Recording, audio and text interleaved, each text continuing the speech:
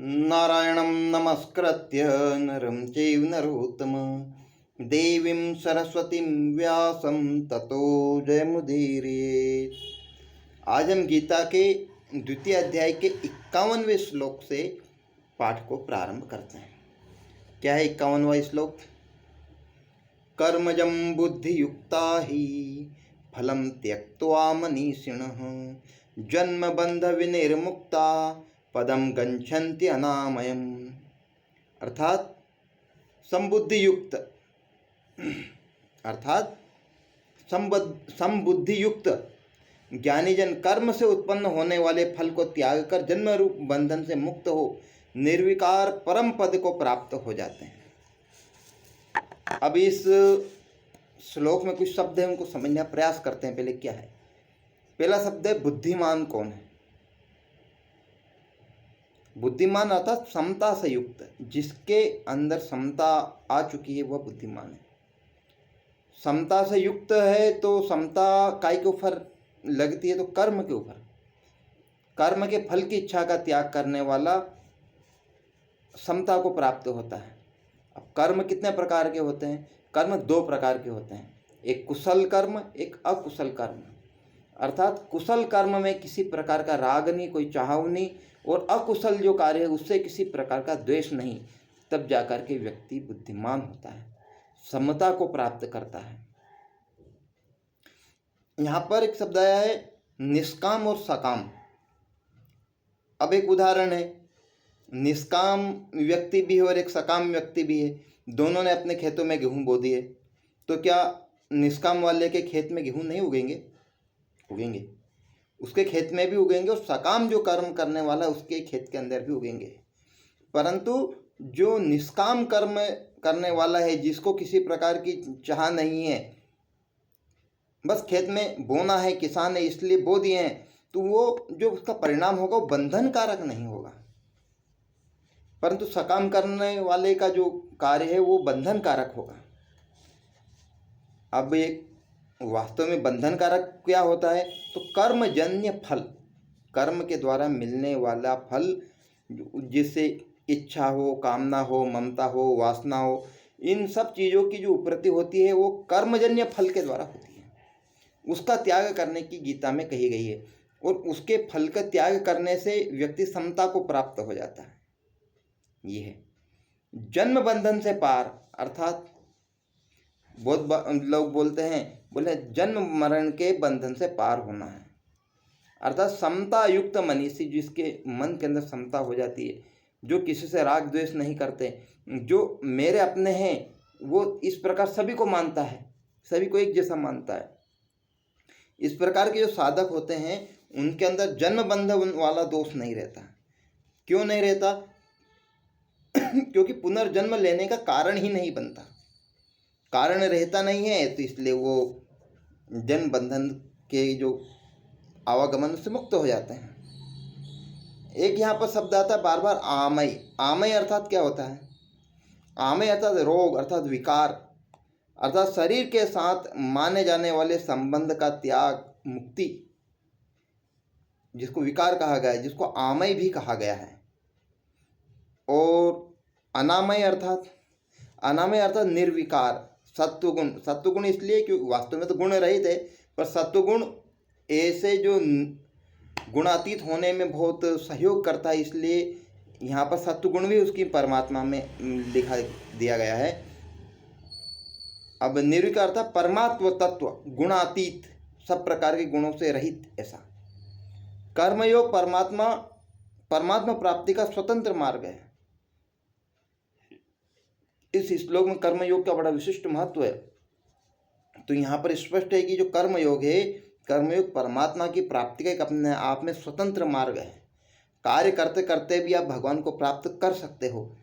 यह श्लोक इसी के लिए है। उदाहरण के लिए ये कर्मयोग से संबंधित है, यहाँ बुद्धि की बात की गई है, यहाँ पर संबुद्धि की बात की गई है। तो जब व्यक्ति संबुद्धि हो जाता है तो एक घटना होती है, रामकृष्ण परमहंस के जीवन की घटना है। रामकृष्ण परमहंस के एक शिष्य हुए जिनका नाम था स्वामी विवेकानंद जी। अब स्वामी विवेकानंद जी के घर पर बहुत गरीबी आ गई, बहुत गरीबी, खाने पीने के लिए भी दानों की बड़ी समस्या होने लगी।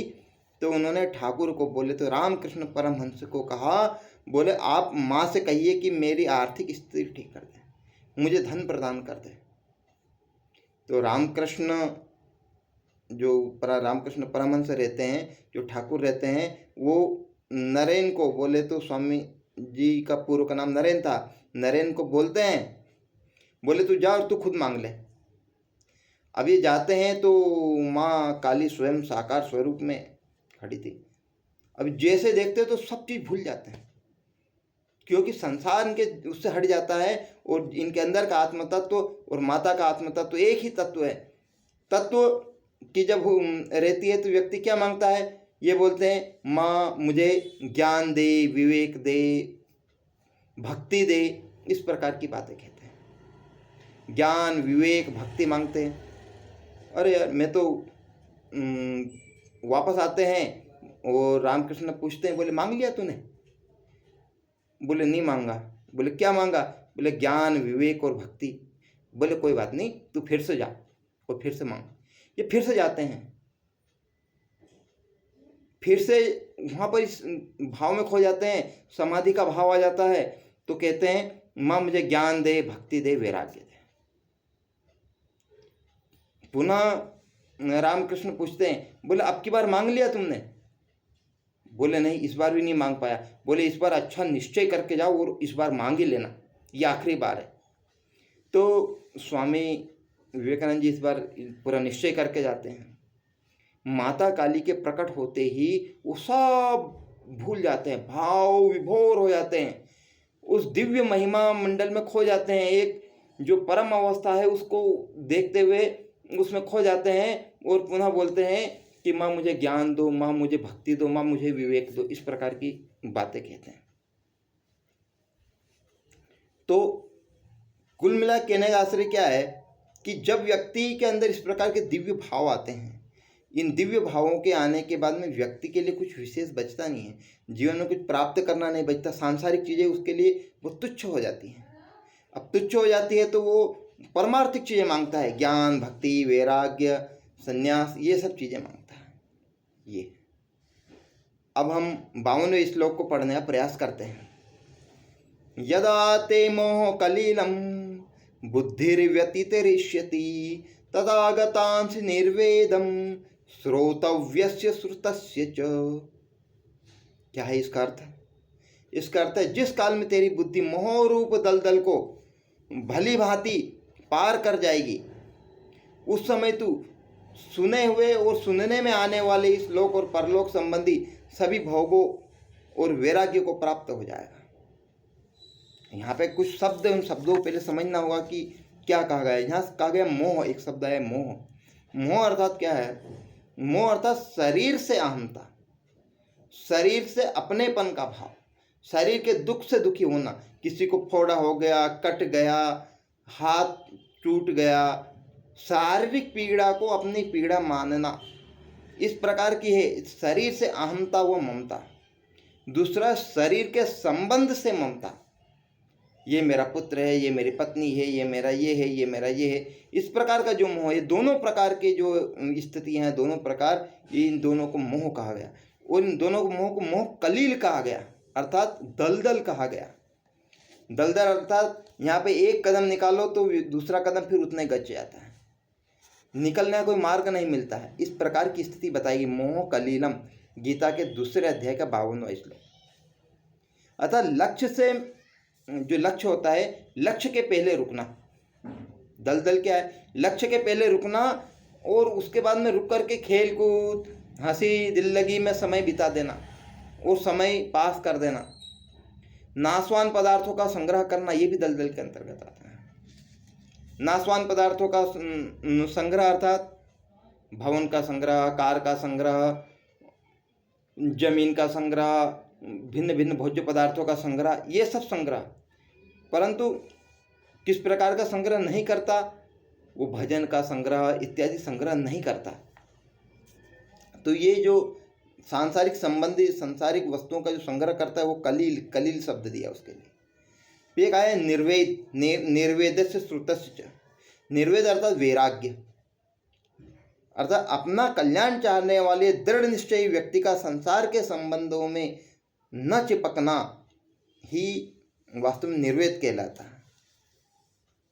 अब यहाँ पर आखिरी एक दो शब्द है, श्रोतव्य से श्रुतस्य, अर्थात श्रोतव्य अर्थात जो सुनने में आने वाले सुख हैं।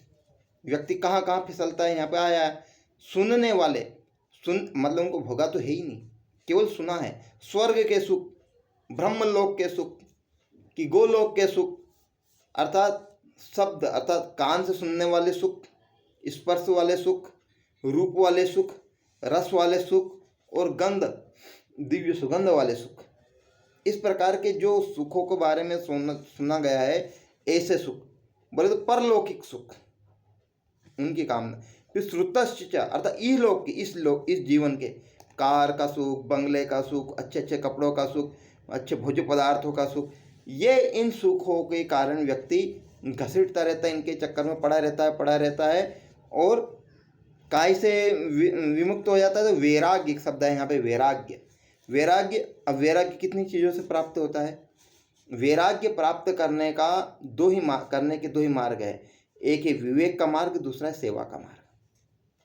विवेक का अर्थात सेवा की धुन हो जाए, बस मुझे सेवा करना है, सेवा करना, प्रसन्न करना है। एक नौकर को भी जब सेवा का धुन आ जाती है, मेरे मालिक को प्रसन्न करना है, तो वो आलस्य का त्याग कर देता है।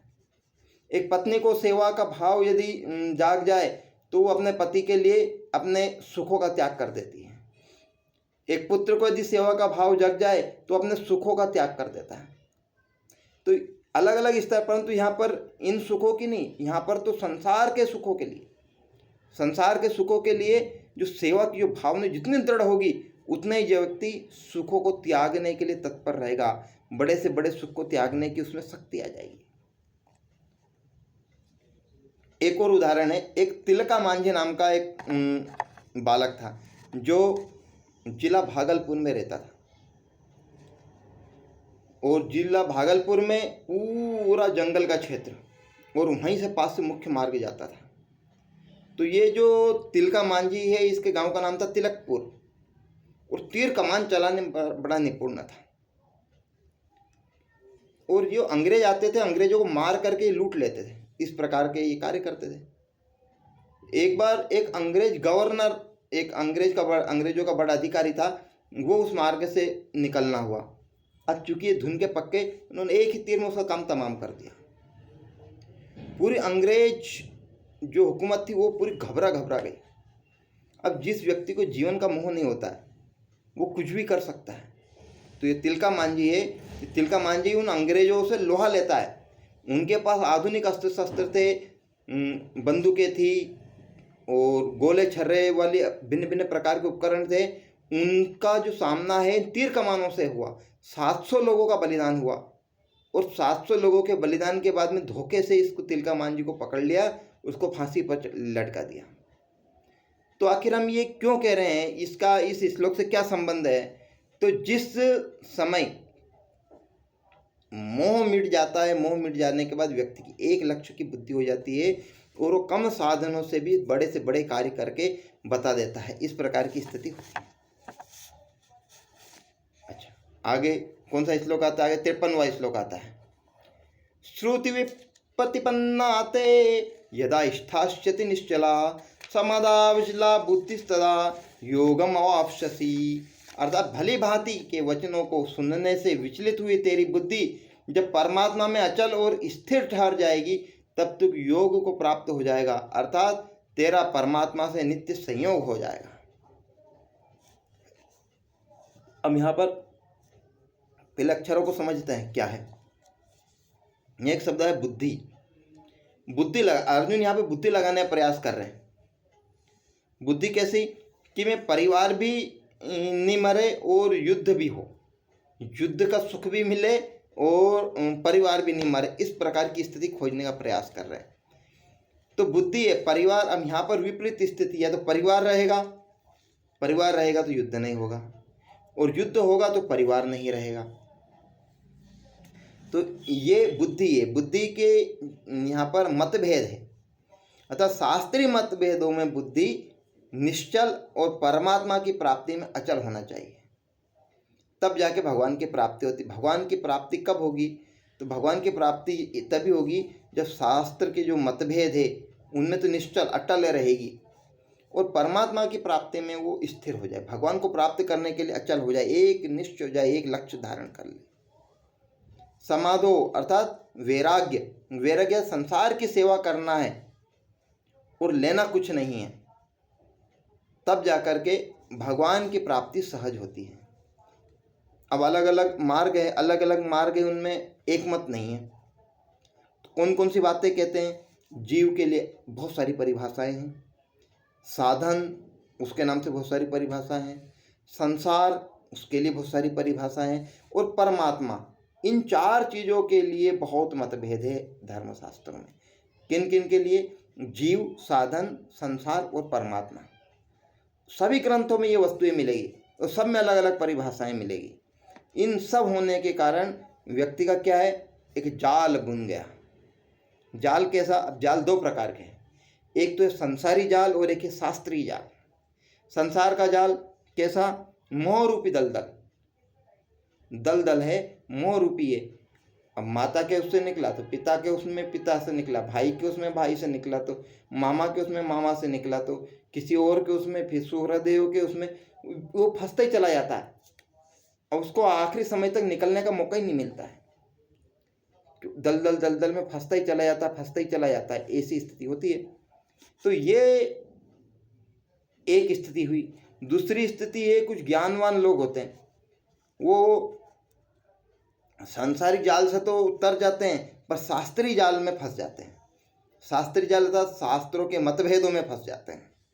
शास्त्रों के मतभेदों में एक बार फंस जाता है व्यक्ति, द्वैत अद्वैत, द्वैताद्वैत, मत मतांतर, ये वैष्णव है, ये शैव है, तो उसका निकलना और मुश्किल हो जाता है। तो ऐसा कहा जाता है कि कोई यदि सांसारिक जाल में फंसता है तो उसको यूँ समझना चाहिए कि एक छटाक सूत आपस में उलझ गया है, 50 ग्राम सूत उलझ गया है, उसको सुलझाना है। इतना सरल है सांसारिक जाल से छूटना। परंतु यदि शास्त्रीय जाल में फंस गए तो 100 मन सूत, 100 मन अर्थात बहुत ज़्यादा सूत, इतना सारा सूत यदि उलझ जाए तो उसको सुलझाना बहुत कठिन, बहुत ज़्यादा ही कठिन है। इतने बड़े सूत का उलझना और उसको सुलझाने के लिए प्रयत्न करना, उसके समान होता है शास्त्रीय जाल से निकलना। इसलिए मतभेदों में नहीं फंसना। मतभेदों में नहीं फंसने के लिए क्या है? दो ही बात है। एक बात तो है कि भगवान में एक निश्चय होना, भगवान में एक निश्चय होना और संसार से उपरति होना, तो व्यक्ति बहुत शीघ्रता से भगवान को प्राप्त कर सकता है। मतभेद होंगे साध्य और साधन के बीच। अब बोले भगवान कितनी देर में मिल जाएंगे, तो ये आपके निश्चय के ऊपर है। आपका निश्चय जितना पवित्रतम रहेगा, जितना स्थिर रहेगा, उतनी ही कम देर भगवान लगाएंगे प्राप्त होने में। तो असत संबंधों का त्याग ही योग है। अब ये बात ऐसे समझ में नहीं आएगी, इसलिए एक कथा द्वारा समझाने का प्रयास करते हैं कि वास्तव में ये कैसे हो सकता है, ये मतभेद इत्यादि ये बातें कैसे हो सकती है। तो एक बार क्या होते, दो संत होते हैं, दोनों संत जंगल में ही तपस्या कर रहे थे और उधर से एक बार नारद मुनि का निकलना हुआ। नारद मुनि ने उधर से जाते समय बोला नारायण नारायण। तो ये जो सन्यासी थे इनका ध्यान भंग हुआ, तो ये तुरंत उठ करके नारद जी के पैरों को पकड़ लिया। बोले नारद जी बोले पहले मुझे बताओ कि मुझे मोक्ष कब मिलेगा, मैं कब तक इस पेड़ के नीचे बैठकर तपस्या करूंगा, मुझे भगवान कब मिलेंगे। नारद जी ने बोला मैं भगवान से पूछकर बताऊंगा भाई। थोड़े आगे जाते हैं, एक और सन्यासी मिलता है, वो भी पेड़ के नीचे तपस्या कर रहा था।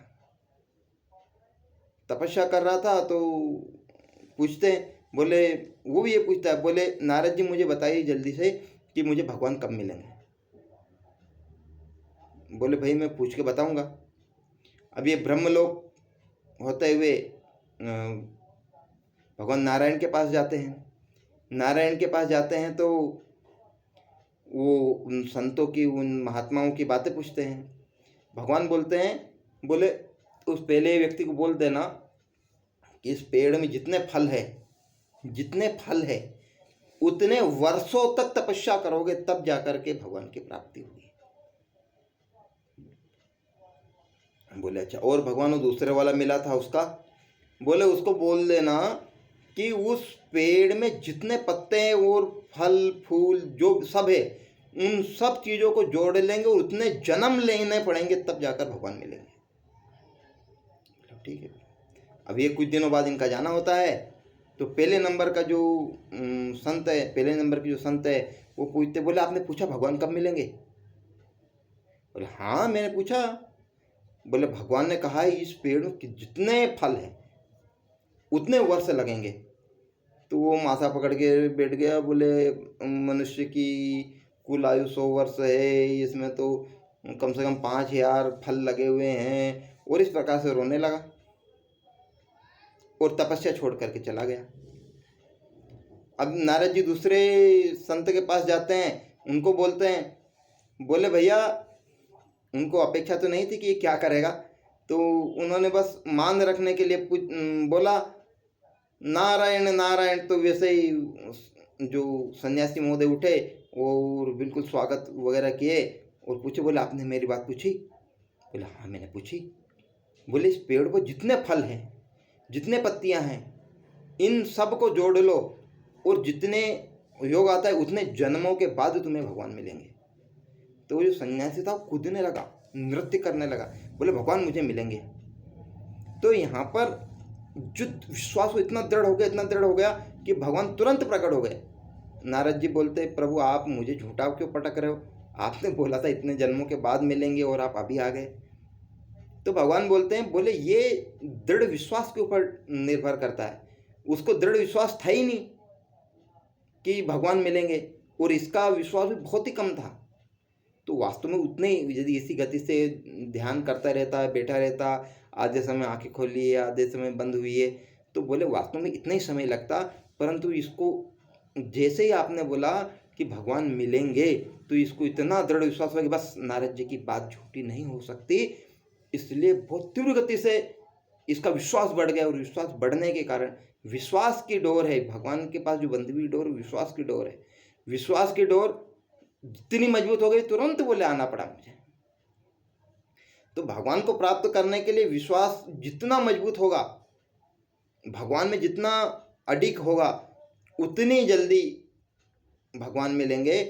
और संसार से जितनी उपरति होगी उतने उसको जल्दी भगवान मिल सकते हैं, ऐसा।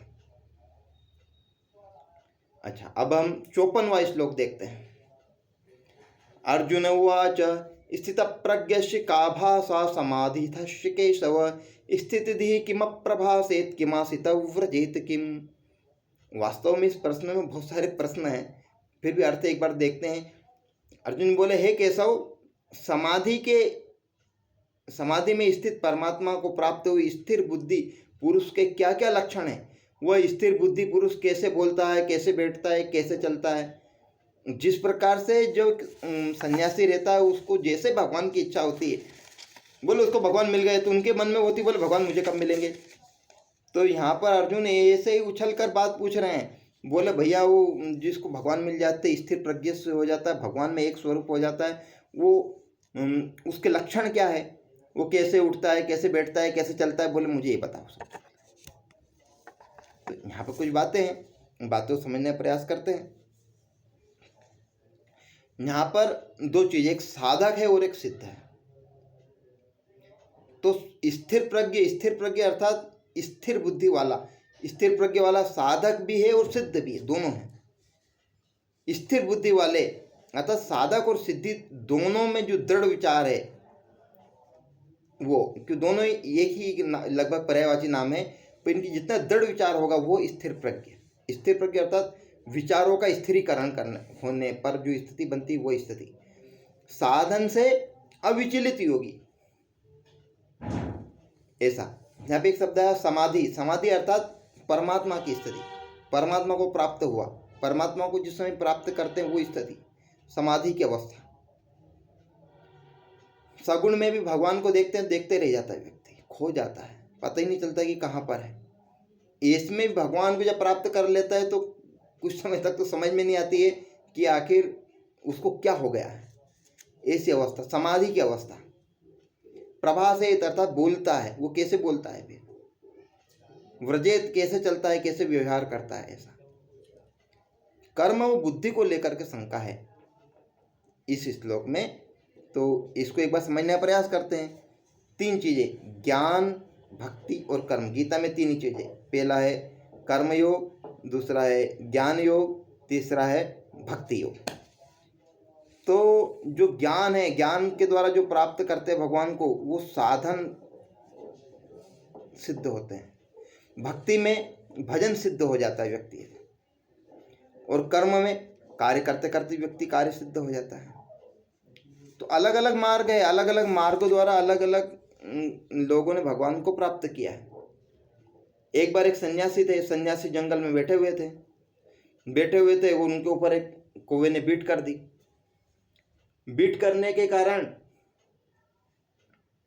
उन्होंने ऊपर क्रोध की नजर से देखा और उस पक्षी को जलाकर भस्म कर दिया। सन्यासी को लगा मैं तो बहुत सारी सिद्धियां प्राप्त कर ली, और अब तो बोले मैं आंखों से देखते बराबर जलाकर भस्म कर देता। वो एक पतिव्रता स्त्री के घर गए, वो पति की सेवा कर रही थी, तो उन्होंने बोला भिक्षाम देही, बोले मैं लेके आ रही हूँ, आप रुकिए। तो बहुत देर हो गई, वो आ नहीं रही थी, जोर से तीव्र क्रोध में देख रहे थे, बहुत देर से प्रतीक्षा थी, पर कोई भिक्षा देने के लिए नहीं आ रहा था, बोल रहा था पर आ नहीं रहा था। तो पतिव्रता निकल कर आई, सामग्री भी लेकर आई और बोले गुरुजी मैं वो बगुली नहीं हूँ जिसको आप जलाकर भस्म कर दोगे। गुरुजी बेचो क्यों, अरे इसको कैसे पता। तो ये एक अवस्था है, सेवा की अवस्था है। सेवा की अवस्था करते करते, सेवा भाव में रहते रहते भगवान को प्राप्त कर लिया। बोले आपको इस तत्व को समझना है तो मांस बेचने वाले वणिक के पास जाओ, जो पास के गांव में रहता है।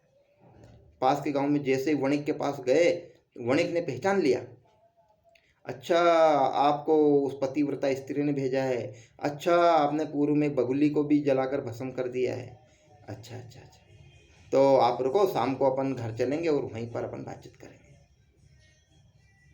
तो पूछते बोले तुमने भगवान को कैसे प्राप्त कर लिया, मेरे से अधिक सिद्धियों कैसे प्राप्त कर लिया। तो ये कहता है, बोले मैंने ईमानदारी के द्वारा हमेशा तोल बांट किया है। मैं मृत पशुओं का मांस जरूर बेचता हूँ, परंतु मैंने ईमानदारी से बेचा है, पैसे किसी से अधिक कम ज़्यादा नहीं लिए, उचित तोल कर देता हूँ, इसलिए मुझे परमात्मा तत्व की प्राप्ति हो गई। कहने का आश्रय है कि परमात्मा तत्व को प्राप्त करने बहुत सारे माध्यम है, मार्ग बहुत सारे हैं, इनमें से किसी के द्वारा भी आप प्राप्त कर सकते हो। जिस कार्य को करें हम उसमें प्रवीणता हासिल करें, उसमें मोह इत्यादि को छोड़ दे तो हम भगवान को प्राप्त कर सकते हैं। 55वां श्लोक है, श्री भगवान उवाच प्रजाति यदा कामान सर्वान् पार्थ मनोगतान् आत्मन्यैवात्मनातुष्ट स्थितप्रज्ञस्य दोच्यते। अर्थात यहाँ पर बदलते हैं, श्री भगवान बोले हे अर्जुन, जिस काल में यह पुरुष मन में स्थित संपूर्ण कामनाओं को भली भांति त्याग देता है और आत्मा से आत्मा में ही संतुष्ट रहता है, उस काल में वह स्थिर प्रज्ञ कहा जाता है। अर्थात पहले तो इसमें जो शब्द प्रयोग हुए उन शब्दों को समझना पड़ेगा कि आखिर कौन कौन से शब्द प्रयोग हुए हैं। तो यहाँ पर जो शब्द प्रयोग हुए हैं उनमें है पहले तो 3 मार्ग, भक्ति को समझना पड़ेगा। भगवान के अलावा कुछ भी है ही नहीं, इस प्रकार का दृढ़ विश्वास ही भक्ति है। भगवान के अलावा कुछ है ही नहीं, सब भगवान ही है। और द्वेष भाव से रहित हो जाता है, किसी से द्वेष नहीं करना, किसी से मोह नहीं, किसी से कोई जलन नहीं, किसी प्रकार कोई शिकायत नहीं, इस अवस्था को प्राप्त कर लेता है और भगवान को प्राप्त कर लेता है, भक्ति सिद्ध हो जाती है। ज्ञानवान होता है व्यक्ति तो ज्ञान से सर्वदा असंबद्ध और निर्लिप्त हो जाना, बड़ी बड़ी बातें करना छोड़ देता है और गुणों के भी अतीत हो जाता है, भगवान को प्राप्त कर लेता है। ज्ञान वाली बातें समझना थोड़ी कठिन है। फिर आता है कर्म। कर्म त्याग की मुख्यता, संपूर्ण कामनाओं अथवा फलों की इच्छा को त्यागना, ये जो है ये कर्म योग के अंतर्गत आता है। अर्थात स्वाभाविक संतोष प्राप्त हो जाना, ये सिद्ध अवस्था है इसकी। ऐसी अवस्था होने पर व्यक्ति भगवान को प्राप्त करने वाला स्थिर प्रज्ञ हो जाता है। यहाँ पर शरीर एक शब्द आया। शरीर रहता मन, बुद्धि, इंद्रियां, इनसे तादात्म्य होने के कारण मनुष्य मन की कामनाओं को अपने से मान लेता है। वास्तव में कामनाएं मन की होती है, कामनाएं हमारी नहीं होती है, कोई आत्मा की नहीं होती है। जो कामनाएं होती है वो कामनाएं क्या होती है, कामनाएं एक दूसरे में घूमती रहती है, एक दूसरे तीसरे चौथे चौथे पांचवें, इस प्रकार सर्कल घुमाती है। तो कैसे, कभी मन में आई, कभी बुद्धि में आई, कभी इंद्रियों में आई। इन सब का तादात्म्य होने के कारण व्यक्ति इन कामनाओं को अपनी कामनाएं मान लेता है और जाल में फंस जाता है। अब वास्तव में इस संसार से जो हटने में बुद्धि निश्चय हो, संसार से हटने में निश्चय हो और परमात्मा में अचल हो, तो भगवान की प्राप्ति हो जाती है। परमात्मा का उद्देश्य एक निश्चय बुद्धि और संसार की कामना बहुउद्देशीय। भगवान को प्राप्त करना तो एक ही इच्छा हुई, एक निश्चयात्मक, भगवान को प्राप्त करना है। और संसार को प्राप्त करना है तो संसार में तो फिर बहुत सारी चीज़ें आएगी, उसको गाड़ी चाहिए, उसको घोड़े भी चाहिए, उसको सब प्रकार की सुख सुविधा भी चाहिए, बहुउद्देशीय हो जाएगी और व्यक्ति का विनाश हो जाता है। बहुबुद्धि मनुष्य के नाश का कारण है। ऐसा मन की स्थिरता से लौकिक सिद्धि प्राप्त होती है। मन स्थिर कर लिया, हमारा मन है वो एक जगह लगा दिया, एक ही इसमें लगा दिया, तो वो कार्य सिद्ध हो जाता है, लौकिक सिद्धि हो जाती है। ऐसे ही यदि हमारी बुद्धि लगाना बंद कर दिया, हमने बुद्धि को स्थिर कर लिया, तो परमार्थिक सिद्धि हो जाती है। ऐसा उदाहरण है भगवान हनुमान जी का। हनुमान जी की बुद्धि स्थिर हो गई, बुद्धि भी स्थिर हो गई। अयोध्या आने के बाद में लंका को जीत करके जब भगवान अयोध्यापुरी में आए तो सबको पुरस्कार दिए गए, सबको अलग अलग पुरस्कार दिए गए। तो एक 9 अलग अलग प्रकार के मणिकों से जटित और बहुत सुंदर माला हनुमान जी को भी दी गई। हनुमान जी को दी गई तो हनुमान जी के गले में माता सीता ने वो माला पहना दी। जो माला पहना दी तो हनुमान जी दूर एक पेड़ पर बैठ करके उसमें से एक एक माला के जो मोती थे उनको तोड़ते और दांतों से दबाते, तो दौड़ से आवाज आती, टूटता हो दर्द से आवाज आती, और देखते उसको मुंह से निकाल कर, अरे इसमें राम और सीता तो है ही। 1 2 3 आधे से अधिक जब हार खत्म कर दिया तो लोगों ने देखा, बोला हनुमान क्या कर रहा है। माता सीता को बताया, सीता माता ने बोला तुम क्या देख रहे हो इसके अंदर। तो उन्होंने बोला मैं इसमें सीताराम देख रहा हूँ। इनमें सीताराम है ही नहीं तो मेरे किसी काम की नहीं है। व्यक्ति जब इतना एक स्थिर हो जाता है, एक लक्ष्य हो जाता है, तो भगवान की प्राप्ति हो ही जाती है, उसमें कोई संदेह नहीं करना चाहिए। श्री सीतारामचंद्राभ्याम नमः।